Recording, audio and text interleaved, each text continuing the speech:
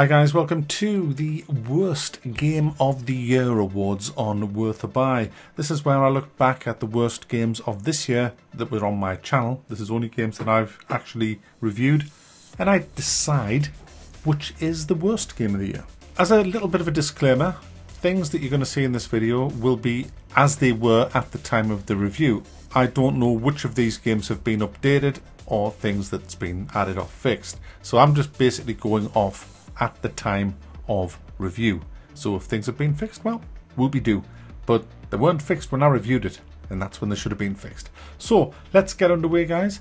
The first game nomination is Maneater. Remember that? The stupid shark? Could have been a great game. What a good idea. Have this shark where you can just wreck people, eat people, take down boats and all that, and you grow them from a little shark, bit of progression right up to the big nasty shark at the end, and you get kind of lots of perks and different ways to build your shark. I ended up having this stone-skinned prehistoric megalodon kind of shark, and wow, what a great sounding, great kind of concept for a game. Unfortunately, this game was piss poor because it was full of rinse and repeat missions and boring, stupid combat. Here's a clip. This is a £35 game, guys. And it's as shallow as evaporated piss.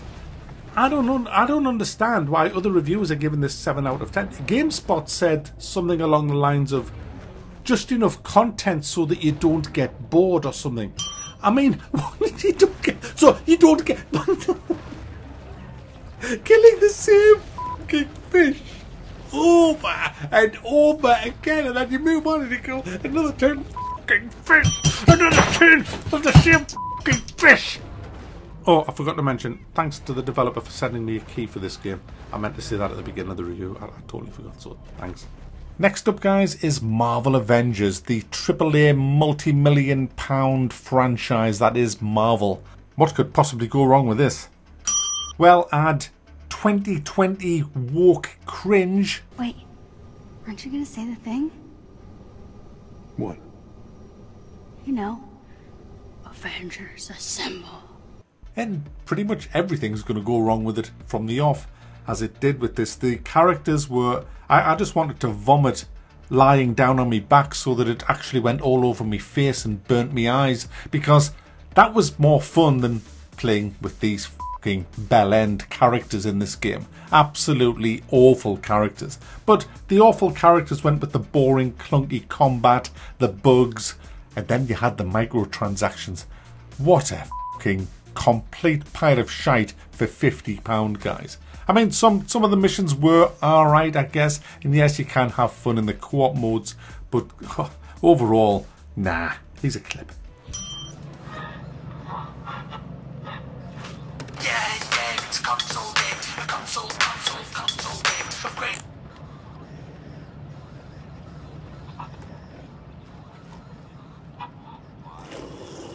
2020, guys, has been the year of the remaster. And one of the big games that I was looking forward to this year was Warcraft 3. And that makes its name on this list as well, which it should never have been. It should have been in the Game of the Year list, not in the Worst Game of the Year list. But guys, the trouble was, Warcraft 3 Reforged, as they called it, I think, was worse, considerably worse, with less features than the original. And then add to that it wasn't how it was advertised, with missing cutscenes. My goodness, what a pile of shite that was. Here's a clip.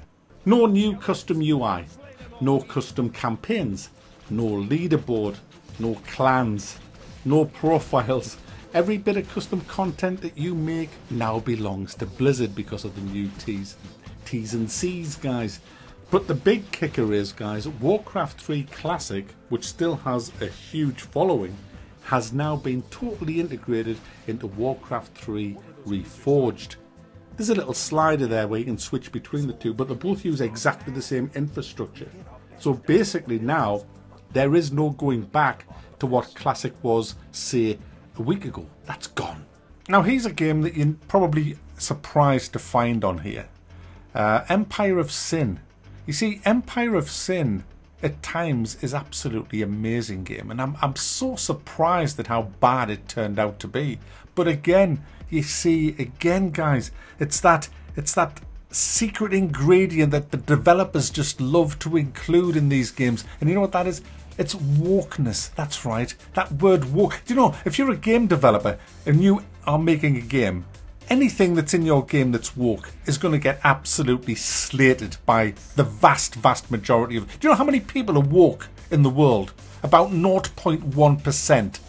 So if you start adding stuff like that in your games, then good luck. That isn't going to sell your games. Here's a clip. The game's a woke pile of politically correct shite that doesn't do anything for 1920s Chicago. The setting looks good, but I tell you what, as soon as the people make their fucking appearance on the screen, it's just ridiculous. It really, really is. And it just ruins the immersion. It just makes you kind of think, hang on a minute, this isn't a gangster movie. What are you doing there? Oh, it's just bullshit. You don't get any kind of sense of, oh wow, there's my crew. Oh, look at that, there's the enemy crew. Look at that. It's none of that. It's just, who are these fucktards on my screen? Now guys, before I unveil the worst game of 2020, I must make a huge honourable mention to Cyberpunk 2077. Now we all know that it isn't the worst game of the year.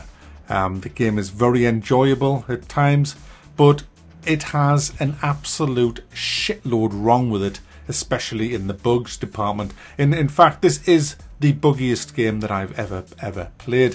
So it gets on this list because what a disappointment it was. Absolute. Do you know, we heard how great these developers were by all the fanboys. These developers can do nothing wrong. They are the perfect game developers. They will not lie to us. They have said this game will be done when it's done. It'll be finished when it's finished, guys. Here it comes. But guys, the big problem with this game is the bugs.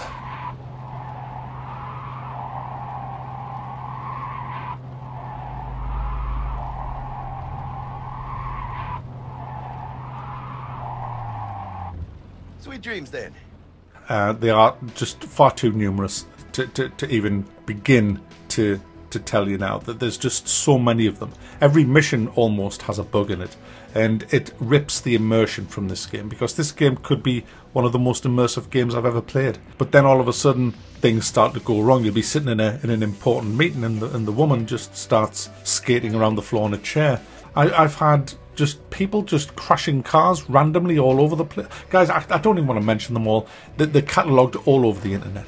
And unfortunately, 8 million people pre-ordered this game, guys. And they've been let down, every single one of them. This is a disgrace. Absolute. From what people laud as the best game company ever. Well, I'm sorry. Now, I think this has done significant damage to their reputation. And it goes without saying, guys, this is what happens when you pre-order games. Stop pre-ordering games. Because once you give these people the money, it seems they don't give a fuck about you.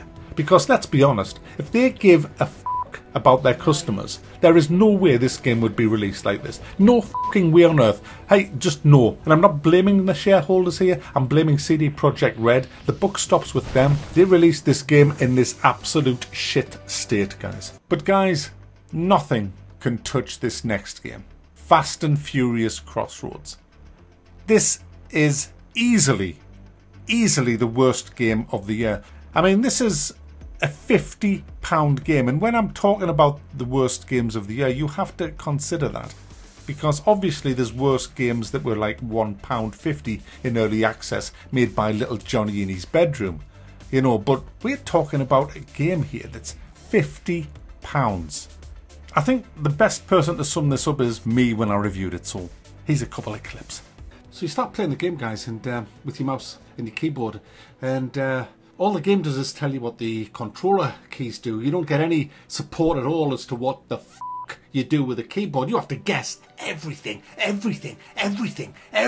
got to roll your face over the fucking keyboard, because the game just doesn't tell you what the keyboard controls are. You can't access them in the menus. It doesn't tell you in tooltips. It just doesn't give a fuck, because it's a fucking console fucking game. Yeah, it's a console game. A console game. So I went and got a controller, guys, and I plugged the controller in, and I found that all I did was pull the right trigger and went extremely fast and crashed into everything that moved. Vin Diesel didn't give a f***. The girls who own the garage didn't give a f***. The guy who's in trouble with the mob, they didn't give a f***. We kill 50 people, just head-on crashes and disintegrate the f***ing cars, and no f***s were given by any f***er. You get stupid missions like drive to where this arrow says.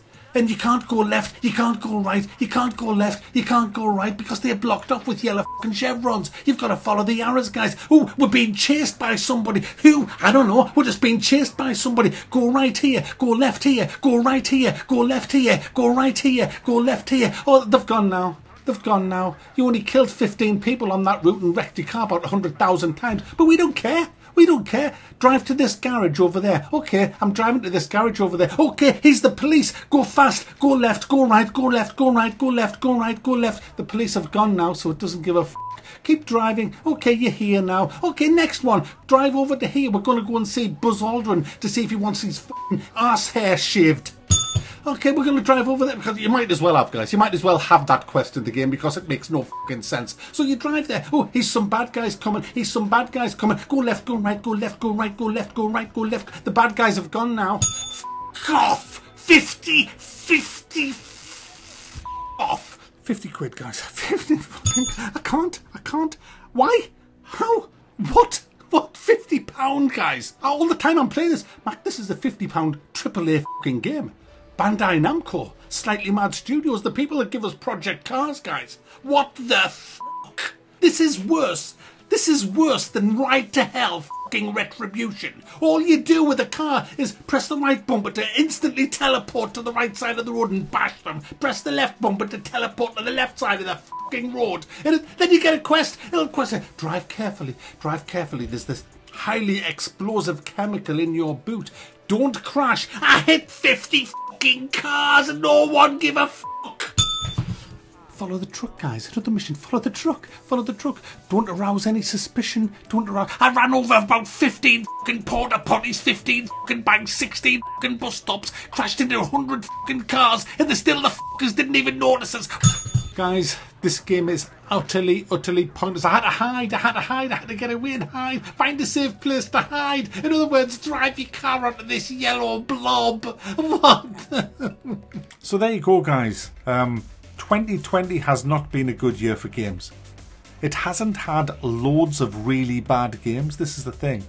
But what it's had is an absolute ton of average to quite bad games. And that's been the problem with it. Nearly every big game that's come out this year has just been average or not that good. But not really freaking awful, you know. And that's why it's been difficult to kind of put together this list for worst game of the year. But it's even harder to do the best game of the year because there hasn't been many that I would... In fact, do you know, I'm looking at my list now for best game of the year.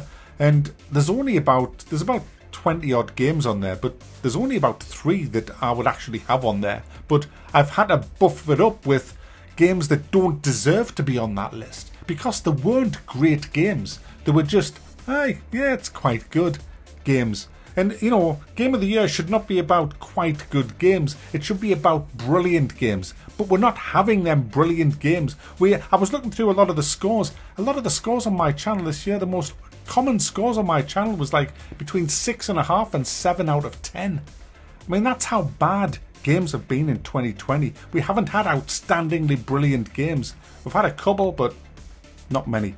2019 was bad, but it was freaking better than 2020. But anyway, we'll leave all that for when I do Game of the Year video, which will be New Year's Eve, guys. So enjoy.